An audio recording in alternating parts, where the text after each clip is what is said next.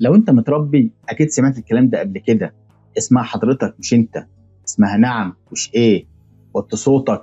ما تحطش رجل على رجل قدام حد كبير. ما تبقاش قاعد وسايب الكبير واقف. اقف بعيد عن الباب.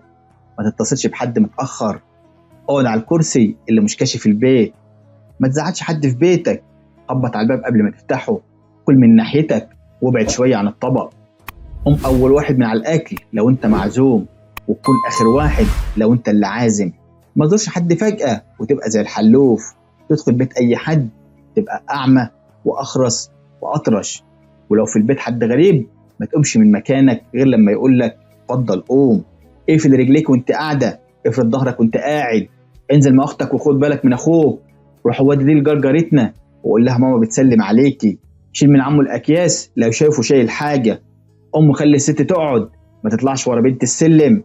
يا تسيبها تطلع وبعد كده ابقى اطلع وراها بالراحه وبشويش.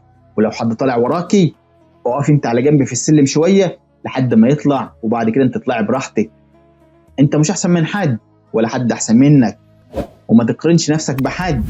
قل شكرا واسف. اللي بيعتذر الاول هو المحترم. ما شدش حاجه من ايد حد. وما تسبقش حد كبير وانت ماشي. افتح للكبير وللبنت اي باب مقفول وتخبط حتى لو انت عارف ان مفيش حد جواه. قول الحق ولو على رقبتك. لبس النادي ما ينفعش تخرج بيه. ولبس البيت غير لبس النوم. عيب ده اكبر منك. حرام وده يغضب ربنا. بطل دوشة الناس نايمة.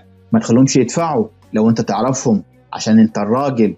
ما ترميش حاجة في الشارع. نظف المكان ما تبهدلهوش. وما تجيش ناحيتها دي امانة. يلا رايحين نعيد على قرايبنا ولازم تكون موجود. كل اللي سمعنا ده نصايح وتعليمات اتربينا عليها وحافظنا عليها والتزمنا بيها. وكبرنا واحنا لسه بنسمعها من اهالينا. يا ريت نعلمها لاولادنا زي ما اهالينا ربونا عليها. واحنا كمان اتربينا عليها ولازلنا بقدر الامكان مستمسكين بيها. السلام عليكم.